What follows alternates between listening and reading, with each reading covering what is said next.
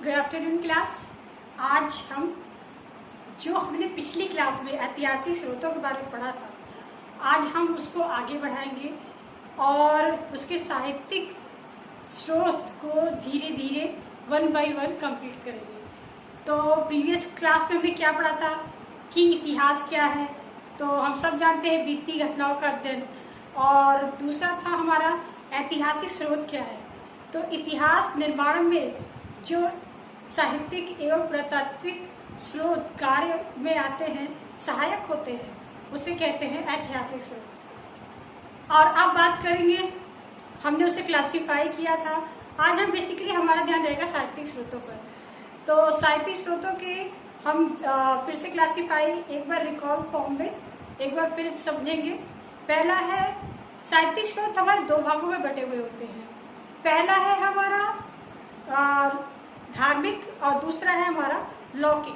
तो जो हमारे धार्मिक स्रोत है उसको भी हम दो भागों में बांट सकते हैं, तीन भागों में बांट सकते हैं। पहला है हमारा हिंदू, जैन और बौद्ध।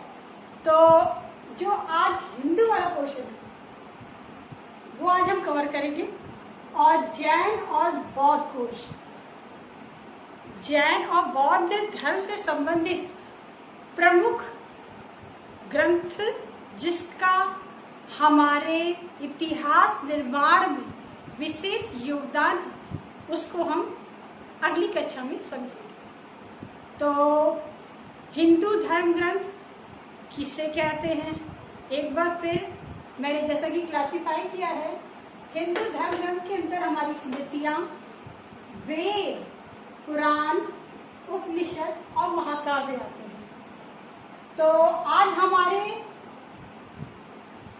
डिस्कशन का टॉपिक होगा मेमोरीज और महाकाव्य एपिक्स। ओके, तो आज हम अध्ययन करेंगे स्मृतियां। स्मृतियां होती क्या थी? तो स्मृतियां ऐसे धार्मिक धर्म ग्रंथ हैं जो कि प्राचीन कालीन भारत की सामाजिक आर्थिक स्थिति को बताती है। एक तरह से स्मृतियां हमारी एक कोड ऑफ कंडक्ट, आचार संहिता होती है जो किसी समाज में व्यक्तियों को रहने के लिए और उनकी जिंदगी को आसान करने के लिए, एक दूसरे से तालमेल बनाने के लिए तथा रिश्तों मर्यादाओं को बनाए रखने के लिए बनाई जाती थी। अब इनका उल्लेख हमें कहाँ मिलता है? तो प्राचीन काल के पहली ईस्वी से पहले हमें मनुस्मृति में, पहली ईस्वी के बाद याज्ञवल्क्य की स्मृति में प्राचीन भारत की सामाजिक आर्थिक स्थिति के बारे में पता चलता है। जो हमारी पहली जो प्राचीन कालीन स्मृतियां हैं वो है हमारी मनुस्मृति और याज्ञवल्क्य की स्मृति। ये दोनों स्मृतियां हमारी प्राचीन काल से संबंधित है। मनुस्मृति में जहाँ पे समाज की सामाजिक कट्टरता को बताया गया है, तो ये भी बताया गया है कि उस समय के समाज में आर्थिक संपन्नता भी थी, परंतु वहाँ पर सामाजिक कट्टरता भी थी, रूढ़िवादिता भी थी, साथ ही वर्ण विभाजन भी था। परंतु यह वर्ण विभाजन उनके कर्मों के आधार पर था, जैसा कि आज चलता आया है। बट प्राचीन काल में ऐसा नहीं था। प्राचीन काल में कर्म के हिसाब से वर्णों को निर्धारित किया जाता है, जिससे आगे की पीढ़ियों ने एक नाम फॉर्म में दे दिया कि ये फला वर्ण से है, ये फला वर्ण से है, जबकि प्राचीन भारत में ऐसा कुछ नहीं था। प्राचीन भारत में कर्म के हिसाब से या दायित्व दिया जाता था, जैसे कि जो शिक्षा का कार्य करेगा वो पंडित होगा, जो रक्षा का कार्य करेगा वो क्षत्रिय होगा, जो सफाई का काम करेगा वो शूद्र होगा, और जो व्यापार करेगा वो वैश्य होगा, जिससे आगे जिसको पीढ़ी दर पीढ़ी गलत तरीके से लोग के सामने रखा गया, जिसका परिणाम हम सब देख ही रहे हैं। कुछ कहने की जरूरत नहीं है, बट मैं आशा करती हूँ आप अगली पीढ़ी हो, आप ऐसा ना करो कुछ भी। अब बात करते हैं याज्ञवल्क्य की स्मृति में। व्यापार में उन्नति हुई, कृषि में उन्नति हुई, तो लोगों की सोच में भी थोड़ी सी लचीलापन आया। उन्होंने स्त्रियों का सम्मान देना शुरू कर दिया। मनु स्मृति वर्ष BC से पहले स्त्रियों को पशु के समान समझाता था और इतना नीच समझा जाता था, उन्हें मारने योग्य समझा जाता था। उनकी शिक्षा की ज्यादा व्यवस्था भी नहीं थी। वहीं याज्ञवल्क्य की स्मृति में स्त्रियों की स्थिति थोड़ी सी सुधार आई, उनको समाज में सम्मान मिलने लगा, जो कि पहले सब नहीं था। और अब बाकी की 4 स्मृतियां बहुत इंपॉर्टेंट है। ये है नारद स्मृति, पराशर स्मृति, बृहस्पति स्मृति और कात्यायन स्मृति। ये 4 स्मृतियां जो हमारी है, ये हमारी गुप्त काल से संबंधित है। ये गुप्त काल की सामाजिक व्यवस्था, आर्थिक व्यवस्था को बताती है। और साथ इसमें से नारद स्मृति इसलिए भी मुख्य हो जाती है क्योंकि इसमें 18 प्रकार के ज्योतिषों का उल्लेख है और साथ ही साथ 5 प्रकार के दासों की दास मुक्ति का उल्लेख भी मिलता है। और ये हमारी 6 स्मृति, मनु स्मृति, याज्ञवल्क्य स्मृति, नारद, पराशर, बृहस्पति और कात्यायन स्मृति। इसको याद करें कैसे, क्योंकि हमें हिस्ट्री में बहुत कुछ पढ़ना होता है। तो एक शॉर्ट फॉर्मूला मेरा है मयानाका पा ब्रका। इस कोड को याद रखिए। बा से मनुस्मृति, या से याज्ञवल्क्य, ना से नारद, पा से पराशर और का से कात्यायन। तो इस तरह इस कोड की सहायता से आप स्मृतियों को याद कर पाएंगे। और अब बात करते हैं महाकाव्य की। महाकाव्य एपिक हो 2 भागों में बांटा गया है, रामायण और महाभारत। महाभारत के रचयिता हैं हमारे ऋषि व्यास जी।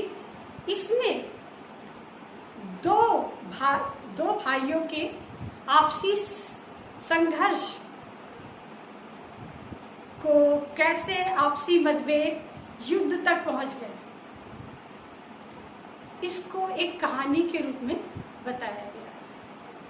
और इससे महत्वपूर्ण बात यह है, इसे भारत और जय संहिता के नाम से भी जाना जाता है। जब इसका निर्माण हुआ था तो इसे भारत नाम से जाना जाता था। तब इसमें कुल 1 लाख श्लोक थे, बाद में 24,000 श्लोक और जोड़े गए।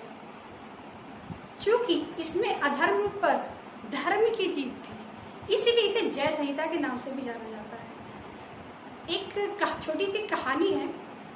माना जाता है हमारे जो पूर्वज हैं वो मानते हैं कि देवताओं ने 4 वेद, जो कि हमारे ऋग्वेद, अथर्ववेद, सामवेद, यजुर्वेद हैं, इन 4 वेद को और महाभारत जय संहिता को तराजू के 2 पलड़े में तोला, तो उन्होंने पाया कि महाभारत इन 4 वेदों से भी अधिक भारी है। तो इसकी महत्वता को, इसकी इम्पोर्टेंस को समझते हुए इसे महाभारत की संज्ञा दी गई। अब बात करते हैं रामायण की। रामायण के रचयिता हमारे ऋषि वाल्मीकि जी। रामायण जी की श्री राम जी की के बारे में तो बच्चा भी जानता है, बताने की जरूरत नहीं है। हम सीरियल भी देखते रहते हैं। हम कब से अपने छोटे समय से आज तक हम राम के बारे में भली भांति परिचित है। हमारे आज का वातावरण भी कुछ ऐसा ही है, राम नाम ही सब कुछ है। तो राम के बारे में सभी जानते हैं, टीवी पे भी आता है, सीरियल भी आता है। अब हमारी जानने लायक क्या चीज है इसमें? सब एग्जाम में, चाहे वो कंपटीशन का एग्जाम हो, चाहे हम अभी बीए में यूज़ कर सकते हैं, और अगर हम सिविल का दे रहे हैं तो सिविल में भी यूज़ कर सकते हैं। आगे शिक्षक बनना चाहते हैं, टैट यूज में भी आता है। तो पूछा जाता है कि हमारे रामायण में कितने कांड होते हैं? तो कुल 7 कांड होते हैं। पहला होता है बाल कांड, जिसमें श्री राम जी के बचपन का वर्णन है। उसके बाद हमारा आता है अयोध्या कांड, जिसमें हमारी जितनी भी अयोध्या में घटनाएं घटी, जैसे कि स्वयं राम जी का सीता जी के साथ स्वयंवर और अयोध्या में जो छोटी छोटी घटनाएं घटी उसका उल्लेख मिलता है। आरण्य कांड, राम जी के वनवास जाने के बाद क्या क्या घटा वो हमारे आरण्य कांड में मिल जाता है। और वहीं पे हमारा किष्किंधा कांड,